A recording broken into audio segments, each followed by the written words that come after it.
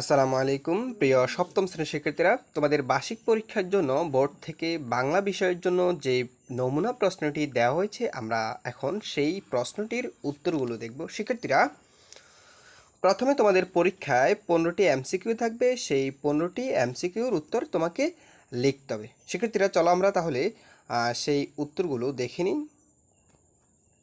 এখানে 1 নম্বরে বলা হচ্ছে, পিরামিড কী ধরনের লেখা?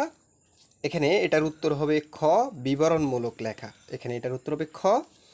এরপর 2 নাম্বার, আবুর মনে ভয় কেন? এটার উত্তর হচ্ছে খ, মাছ ধরতে না পারার সংখ্যা। এরপর 3 নাম্বার, এখানে একটা উদ্দীপক দেওয়া আছে, আমরা প্রথমে উদ্দীপকটা একটু পড়ে নিই। বলা হয়েছে সততা স্টোর, এখানে সুলভ মূল্যে খাতা, কলম, পেন্সিল সহ যাবতীয় স্টেশনারি দ্রব্যাদি পাওয়া যায়। যোগাযোগ, আমতলী, রাজশাহী। এই উদ্দীপকের সাথে এখানে বলা হয়েছে উপরে লেখা চারপাশের কোন বিষয়ের সাথে মিল রয়েছে? এখানে এটার উত্তর হচ্ছে গ, লিফলেট। অর্থাৎ এখানে লিফলেটের সাথে মিল রয়েছে। শিক্ষার্থীরা, এরপরে দেখো তোমাদের 4 নম্বর প্রশ্নটি। এখানে বলা হয়েছে কোনটি ক্রিয়াবাচক শব্দ? এটার উত্তর হচ্ছে ঘ, মাঝি, করেছি। এখানে করেছিটা হচ্ছে ক্রিয়াবাচক শব্দ। এরপরে দেখো এখানে একটি উদ্দীপক দেওয়া আছে, নিচের কবিতাংশটি পড়ে পরবর্তী প্রশ্ন দুটির উত্তর দাও। মেঘনা নদী দেব পাড়ি, কল আলা এক নাই, আবার আমি যাব আমায় পাড়াতলির গায়ে। এখানে এই কবিতার সাথে প্রশ্নটির সাথে সম্পৃক্ত রয়েছে। এখানে বলা হয়েছে যে উপরের কবিতাংশের ভাবটি নিচের কোন কবিতার ভাবের সাথে সাদৃশ্যপূর্ণ?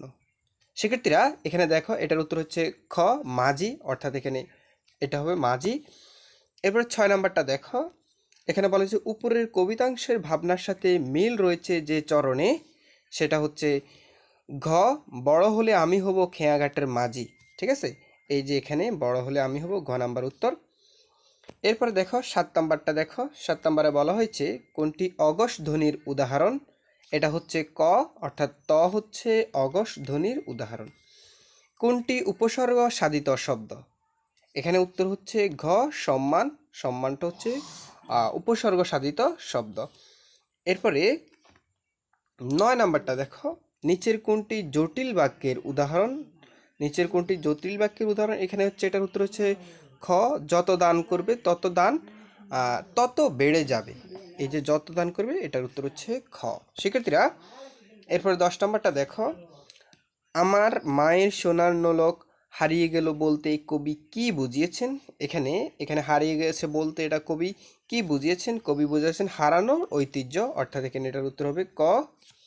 শিক্ষার্থীরা, এরপরে দেখো 11 নম্বরে বলছে প্রাচীন বাঙালির কোন দিকে বেশ ঝোঁক ছিল? অর্থাৎ এখানে 11 হবে খ, সাজসজ্জার দিকে ঝোঁক ছিল। শিক্ষার্থীরা, এরপরে দেখো 12 নম্বর কোশ্চেনে তোমাদেরকে কি বলা হয়েছে? অজানা অচেনা লোকের উপহার উপহার সাধারণত আমরা গ্রহণ করি না। এই বাক্যে দেখো, এখানে এর পরের অংশটুকু, এই বাক্যে কয়টি উপসর্গ যুক্ত রয়েছে? এই বাক্যে কয়টি উপসর্গ যুক্ত রয়েছে? এখানে এটার উত্তর হবে, আমরা দেখিনি, এটার উত্তর হবে 3টি উপসর্গ যুক্ত রয়েছে। শিক্ষার্থীরা দেখো, এখানে 3টি উপসর্গ যুক্ত রয়েছে, এটার উত্তর হবে খ। এরপরে দেখো নিচের কোনটি তথ্যের উদাহরণ? এটার উত্তর হবে ঘ, ভাতে বাঙালি বহুকালের প্রিয় খাদ্য। ভাত হচ্ছে বাঙালির বহুকালের প্রিয় খাদ্য। এখানে এটার উত্তর হবে গ। এরপর দেখো নিচের কোনটি সমাস সাধিত শব্দ? নিচের কোনটি সমাস সাধিত শব্দ? এটার উত্তর হচ্ছে ক, হাতঘড়ি। এটা হচ্ছে সমাস সাধিত শব্দ। এরপরে দেখো 15 নাম্বারটা দেখি আমরা। এখানে বলা হয়েছে নিচের কোনটি বিশেষ্য পদ? ক, এটার উত্তর হবে ক, সততা। সততা হচ্ছে বিশেষ্য পদ। এরপরে দেখো এটা হচ্ছে তোমাদের 15টা এমসিকিউ সমাধান আমরা দেখলাম। এরপর আমরা 16 থেকে তোমাদের এক কথায় প্রকাশ আসবে 10টি, সেগুলোর অ্যান্সারটা দেখব। তো এখানে বলা হয়েছে 16 নম্বরে নোলক কবিতাটি কবির কোন কাব্যগ্রন্থ থেকে নেওয়া হয়েছে? তাহলে এটার উত্তর হবে পাখির কাছে ফুলের কাছে। পাখির কাছে ফুলের কাছে এই কবিতা বা এই কাব্যগ্রন্থ থেকে নেওয়া হয়েছে। এরপর 17, মানুষ ও প্রাণীর বাসস্থান তোমার পাঠ্য বইয়ের কোন কবিতার মূলভাবে বলা হয়েছে? এটার উত্তর হবে ময়নামতির চর এই কাব্যগ্রন্থে। এরপর 18 উদাহরণ দেওয়ার আগে কোন জ্যোতির্চিহ্নর বসে? কোলন, 18 হবে কোলন। এরপর 19 পিরামিড রচনাটি লেখকের কোন কাব্যগ্রন্থ থেকে নেওয়া হয়েছে? এখানে হবে জল ডাঙ্গায়। এরপর 20 হচ্ছে জলা কি? আমরা 20 নাম্বারটা দেখে নেব শিক্ষার্থীরা। 20 নাম্বারটা হচ্ছে জলা হচ্ছে জলের ডাঙ্গায়, ঠিক আছে। এরপরে 21 নাম্বার, চলো আমরা খোঁজ করে দেখি বাক্যটি কোন শ্রেণীর। বাক্যটি হচ্ছে জলমগ্ন ভূমি, এটা সরি এটা না, এটা হচ্ছে অনুজ্ঞাবাচক। অনুজ্ঞাবাচক 20 নাম্বারটা, চলো 21 নাম্বারটা হচ্ছে অনুজ্ঞাবাচক। এরপর 22 নাম্বারটা দেখো, উপহার পাওয়ার ব্যাপারটি অবশ্যই সম্মানের। এই বাক্যে উপহার শব্দটি কি যোগে বসেছে? এটা উপসর্গ যোগে বসেছে শিক্ষার্থীরা। এরপরে দেখো 23 নাম্বার। 23 নাম্বার বলছে প্রাঙ্গণ শব্দের সঠিক উচ্চারণ কোনটি? এটার সঠিক উচ্চারণ হচ্ছে প্রাঙ্গণ, ঠিক আছে।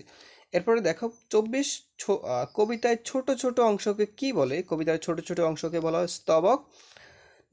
এরপর 25 নতুন চরের পলিমাটিতে কৃষকেরা কি বুনছে? এটার উত্তর হচ্ছে কলাই। শিক্ষার্থীরা, পরবর্তী ক্লাসে আমি তোমাদেরকে এই বাকি যে সংক্ষিপ্ত প্রশ্ন অর্থাৎ বাংলা বিষয়ের যে বাকি যে কাজগুলো রয়েছে এক এক করে তোমাদেরকে সবগুলো ক্লাস আমি তোমাদেরকে দেখিয়ে দেবো শিক্ষার্থীরা। সেই পর্যন্ত তোমরা আনন্দ স্টাডি এই চ্যানেলটি সাবস্ক্রাইব করে সাথে থাকিও। ধন্যবাদ সবাইকে।